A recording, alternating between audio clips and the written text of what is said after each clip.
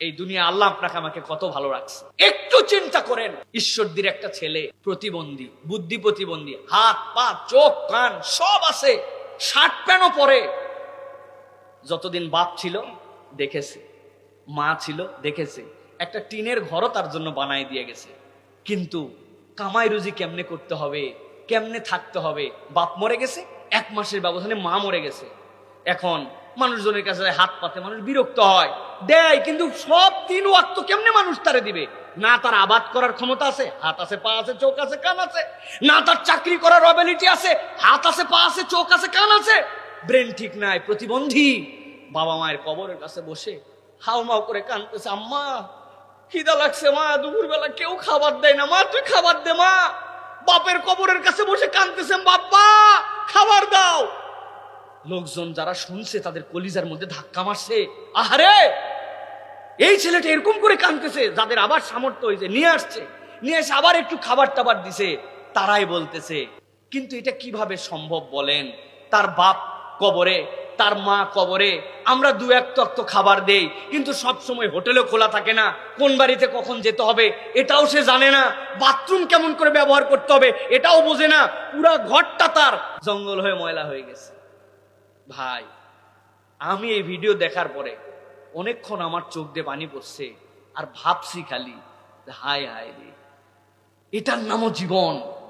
আল্লাহ যদি চাইতেন আপনাকে আমাকে ওই সোহাগের জায়গায় নিয়ে আসতে পারতেন কিনা, একটু কল্পনা করেন, পারতেন কিনা?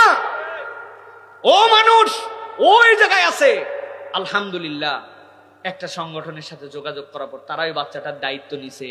কিন্তু বলেন তো ভাই, যত দায়িত্ব নেক, একজন বুদ্ধি প্রতিবন্ধী বাপ মার যে যত্নে থাকবে, এই যত্ন কি দুনিয়ার সবাই নিলেও এই যত্ন হবে ভাই? তাহলে তার জীবনটা কত কঠিন। আপনি ছবি দেখলে বুঝবেন কি সুন্দর ছেলে। আমার বলার উদ্দেশ্য, তরুণ ও যুবক, তোমার বাপ আছে, তোমার মা আছে, তোমার বুদ্ধি আল্লাহ স্বাভাবিক দিয়েছেন, আল্লাহ রাব্বুল আলামিন তোমার প্রতি আমার প্রতি দয়া করছেন। সেই দয়ার রব এত দয়া করার পরেও আমরা যদি আল্লাহ না চিনি, আমরা যদি আমাদের বিবেক দিয়ে এখন পর্যন্ত আল্লাহর কাছে নিবেদিত হতে না পারি, তাহলে আগামীটা আমাদের ভয়ঙ্কর। একদিন মরে যাব, কবর হয়ে যাবে, ওই দিন না দুনিয়া হইছে না আখিরাত হইছে, না দুনিয়ায় ভালো করছি না আখিরাতের জন্য কিছু করছি। ওই দিন যাওয়ার পরে পস্তাবো আর বলতে শুরু করব, ইয়া ওয়াইলাতা লাইতানি, হায় আফসোস হায় আফসোস। ওই দিন আফসোস করে কাজ হবে না।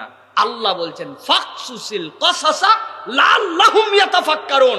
আজকে তার দেওয়া বিবেক দিয়ে, তার দেওয়া চিন্তা দিয়ে, তার দেওয়া আল্লাহর সুস্থির মস্তিষ্ক দিয়ে চিন্তা করে জীবন পরিবর্তন করার নিয়ত করে যাওয়া লাগবে, ঠিক কিনা?